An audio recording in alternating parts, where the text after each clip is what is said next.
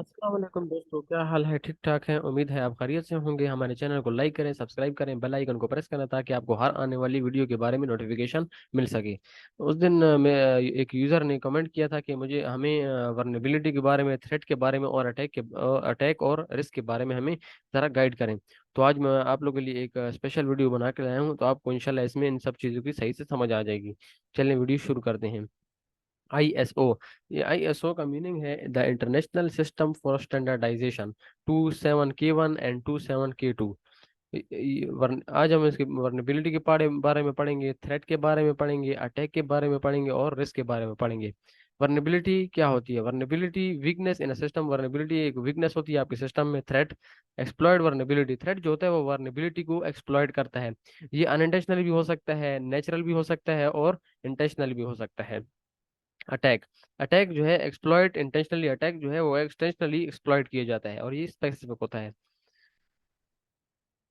Risk. Risk as a potential for loss damage when a threat exploit vulnerability. Risk जो होता है वो एक लॉस होता है और या डैमेज होता है आपके सॉफ्टवेयर को या आपके सिस्टम को, जब थ्रेट जो होता है वो वर्नेबिलिटी को एक्सप्लॉइट करता है।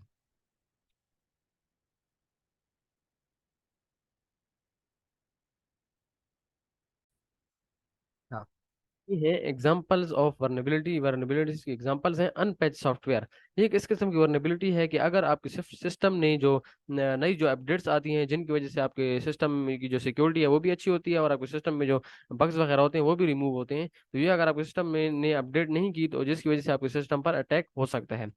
दूसरी है वीक ऑथेंटिकेशन मैकेनिज्म। ये किस किस्म की वर्नेबिलिटी है कि अगर आपने अपने सिस्टम पर वीक ऑथेंटिकेशन लगाई हुई है, आपने सिस्टम पर सही पासवर्ड वगैरह नहीं लगाए हुए, टू स्टेप वेरिफिकेशन वगैरह नहीं लगाई हुई, या आसान सा आपने पासवर्ड लगाया हुआ है जिसकी वजह से आपके सिस्टम पर अटैक हो सकता है।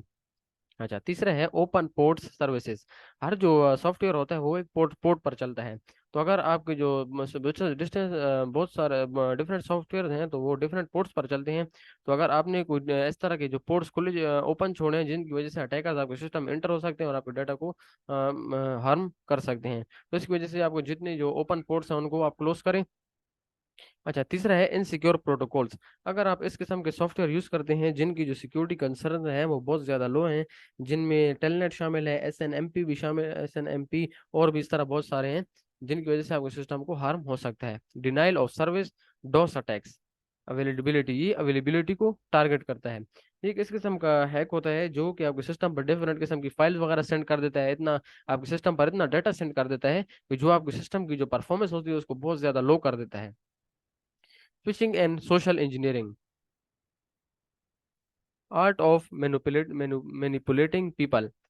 ये एक इस किस्म की वर्नेबिलिटी है कि जिस तरह अगर फॉर एग्जांपल अगर आपके फोन नंबर पर एक कॉल आती है और वो आपको ये कहते हैं कि आपकी फॉर एग्जांपल एक गाड़ी आपकी इनाम में निकल आई है या आपके पैसे निकल आए हैं, तो आप हमें अपना अकाउंट नंबर सेंड करें, अपना हमें CINC नंबर सेंड करें कि आपको हम पैसे ट्रांसफर कर दें, और आपसे कुछ कहते हैं, तो ये भी एक किस्म की वर्नेबिलिटी है। Man in the middle attacks. ये एक किस्म इस किस्म की वर्नेबिलिटी है जिसमें मिसाल अगर दो जो पर्सन आपस में कम्युनिकेट कर रहे हैं कोड वर्ड्स में, और अगर उन्होंने अपने दरमियान कोड वर्ड ऐसा आसान सा रखा है या कोड वर्ड बिल्कुल है ही नहीं, डिफॉल्ट में आपस में जो है ना कम्युनिकेट कर रहे हैं, तो जो एक जो है अटैकर है वो दरमियान में आके उनकी जो सेंसिटिव डाटा, सेंसिटिव कम्युनिकेशन या प्राइवेट कम्युनिकेशन है उनको हैक कर सकता है, वो स्टील कर सकता है।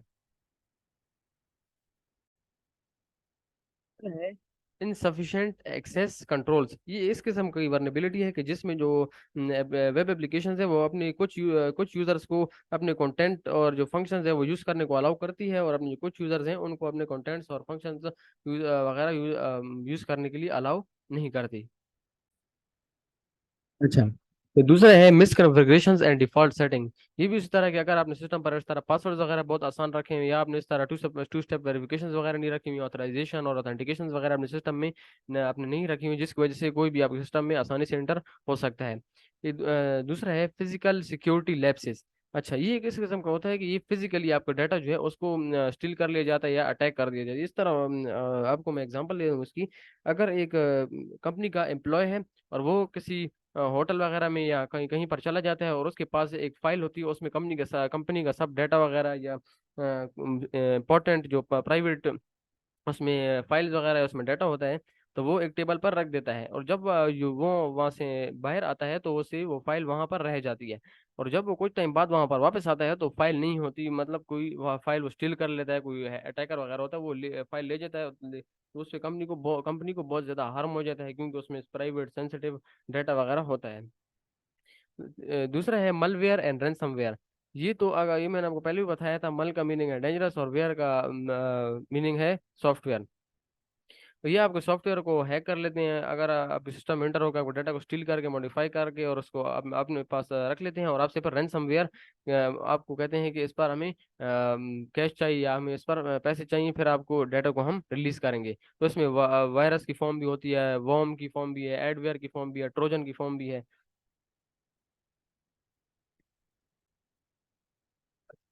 दूसरी किस्म की जो वर्नेबिलिटी है, तो वो ये है कि lack of network monitoring and logging. एक इस किस्म की वर्नेबिलिटी है कि अगर आप अपने सिस्टम को मॉनिटर नहीं करते, कि आप इस पर पासवर्ड वगैरह नहीं रखे हुए, लेकिन आप अपने सिस्टम को चेक वगैरह भी नहीं करते ना, उसमें आप लॉग इन करते हैं, तो आपको ये कैसे पता चलेगा कि आपके सिस्टम में कोई इंटर हुए, आपके सिस्टम से कोई डाटा वगैरह स्टील हुए। तो ये आपको चाहिए कि अपने सिस्टम में मॉनिटरिंग करें, आपके सिस्टम की लॉगिंग करें और उसमें चेक करें।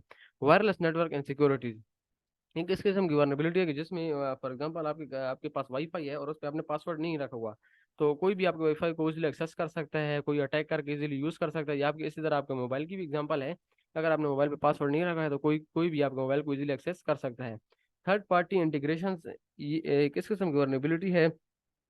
एक अगर आपकी इस टाइप की जो अटैकर्स होते हैं, जो ये आपको वेबसाइट बेनिफिट्स ऑफर करते हैं, और ऐप डेवलपर्स होते हैं, कि ये आपको ये कहते हैं कि हम आपके आपको एक ऐप डेवलप कर देंगे, या आपकी जो ऐड है उसमें कस्टमाइजेशन कर देंगे, इसी तरह आपके सिस्टम में एंटर होकर आपके डाटा को स्टील कर लेते हैं।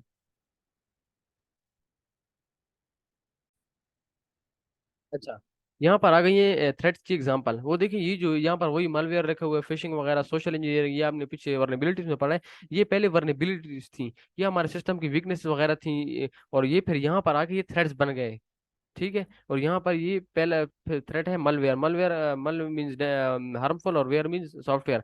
इस तरह ये मलवेयर हार्मफुल सॉफ्टवेयर होते हैं, आपके डाटा को स्टील कर सकते हैं, मॉडिफाई कर सकते हैं, डिलीट वगैरह कर सकते हैं, ये कर सकते हैं। यहाँ पर आके ये थ्रेड्स बन जाते हैं। यहाँ पर दूसरा है फिशिंग। फिशिंग भी इस तरह है कि स्टील, आप सेंसिटिव डाटा को स्टील कर सकते हैं, क्रेडिट कार्ड हो गए, लॉग इन इन्फॉर्मेशन हो गई, और मतलब चीज़ें वगैरह हो गई। यहाँ पर सोशल इंजीनियरिंग है, जैसे आपको आपकी जो आपको कॉल आती है कि आप हमें शनाख्ती कार्ड CNC वगैरह दे दें, कि हम आपके गिफ्ट निकले हैं, ये हुआ है वो हुआ है, तो यहाँ पर आके थ्रेड्स वगैरह बन जाते हैं। Insider threads.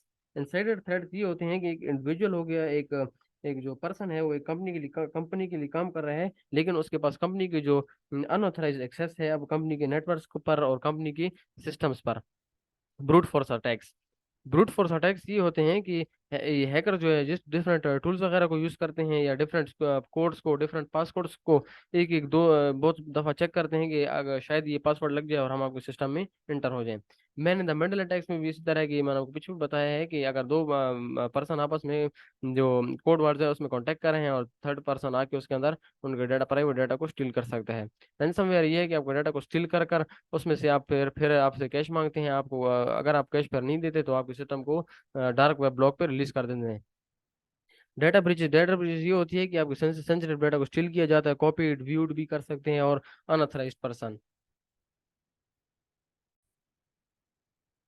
यहाँ पर ये दूसरी एग्जांपल है एडवांस्ड परसिस्टेंट थ्रेट्स, APTS। एक इस किस्म के थ्रेट्स हैं कि अगर हैकर अटैकर जो है वो आपके सिस्टम में इंटर हो जाते हैं और आपके डाटा को स्टील कर लेते हैं, आप और मॉडिफाई वगैरह कर देते हैं, लेकिन आपके सिस्टम को कुछ टाइम के लिए आपका सिस्टम उनको डिटेक्ट नहीं कर पाता। Zero day zero day exploits. ये इस किस्म का एक थ्रेट है कि अगर एक दफ़ा सॉफ्टवेयर वगैरह डेवलप हो जाता है, उसको रिलीज कर दिया जाता है, लेकिन बाद में उनको पता चलता है कि उस सॉफ्टवेयर में कोई प्राइवेट डाटा था या प्राइवेट इन्फॉर्मेशन थी, तो फिर लेकिन उनके पास बिल्कुल टाइम नहीं होता, क्योंकि सॉफ्टवेयर रिलीज हो चुका होता है। तो कोई भी उनको किसी भी टाइम उसमें से डाटा जो है स्टील कर सकता है। इसकी वजह से इसका जो नाम है वो जीरो डे एक्सप्लॉइट्स है।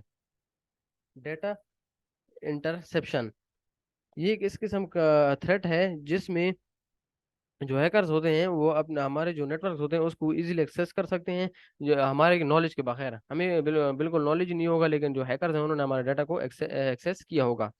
आईओटी वर्नेबिलिटीज ये होती हैं कि अगर आपने स्पीक वीक गेसेबल पासवर्ड रखो, या कोई भी गेस कर सकते हैं जो कि अटैकर को अलाउ करेगा कि आपके सिस्टम में इजीली एंटर हो जाए। Lack of devices security updates.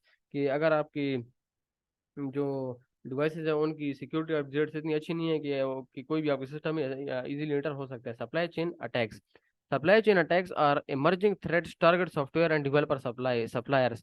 Supply chain इस तरह के अटैक हैं जो कि टारगेट सॉफ्टवेयर डेवलपर्स को टारगेट करते हैं और सप्लायर्स को टारगेट करते हैं। The goal is to access source codes build processes. इनका जो गोल होता है वो ये होता है कि हम वो एक्सेस कोर कोड्स को एक्सेस करें, बिल्ड प्रोसेसेस को, अपडेट मैकेनिज्म को by infecting legitimate app to distribute malware. Difference between difference between malware vulnerability, malware threat, malware attack and malware risk. इन सब में क्या डिफरेंस है? malware vulnerability क्या होती है? वीकनेस और फ्लॉ इन सॉफ्टवेयर। ये एक वीकनेस और सॉफ्टवेयर में वीकनेस होती है, हार्डवेयर में या सॉफ्टवेयर में आपकी वीकनेस होती है, जो कि मलवेयर जो दैट मलवेयर कैन एक्सप्लॉइट, जो कि मलवेयर एक्सप्लॉइट कर सकते हैं। मलवेयर थ्रेट क्या होता है? The potential danger post by various type of malicious software. ये एक आपको एक किस्म का, देखें पहले ये आपकी वर्नेबिलिटी आपकी वीकनेस थी, फिर बाद में आकर ये डेंजर बन गया, आपके लिए थ्रेट बन गया। टाइप ऑफ मलिशियस सॉफ्टवेयर, ये मलिशियस सॉफ्टवेयर आपके सिस्टम पर अटैक कर सकते हैं। मेलवेयर अटैक, यहाँ पर देखिए ऊपर पहले वर्नेबिलिटी वीकनेस थी, फिर यहाँ पर आके थ्रेट हो गया, यहाँ पर आके अटैक हो गया। Actual deployment of execution of malicious software on system और नेटवर्क टू कॉज हार्म। ये अगर आपके सिस्टम पर अटैक हो गया तो आपके सिस्टम को हार्म करेगा और नेटवर्क को इसमें डैमेज करेगा। इसके बाद आगे ये पहले वर्नेबिलिटी वीकनेस थी, थ्रेट हो गया, फिर उसके बाद ये अटैक बन गया, अटैक के बाद फिर रिस्क हो गया। रिस्क ये होता है कि आपके सिस्टम को उसने जो अटैकर उसने कितना हार्म किया। And potential impact malware occurring with specific system network organization, network को कितना हार्म किया, आपके सिस्टम को कितना हार्म किया। उसके बाद अगर इसके हम डेली लाइफ में एग्जांपल ये है कि अगर आपके घर है उसमें एक खिड़की टूटी टूटी हुई है, तो कोई भी उस खिड़की में आसानी से दाखिल हो सकता है, तो ये आपके लिए एक वर्नेबिलिटी, एक वीकनेस है। फिर कोई बंदा आया और उस खिड़की में दाखिल हो गया, तो ये आपके लिए एक थ्रेट है। ठीक है। फिर वो बंदा चला गया और उसने आपके घर में से डाटा चोरी कर लिया या आपके घर से कुछ चीजें वगैरह चोरी कर ली, तो ये उसने बंदे ने अटैक कर लिया। अटैक के बाद जब वो बंदा चला गया तो उसके बाद ये रिस्क हो गया। फिर इस रिस्क को मेजर करेंगे कि उस बंदे ने क्या क्या चोरी किया, क्या क्या वो चीज़ों को हार्म किया, क्या क्या क्या किया।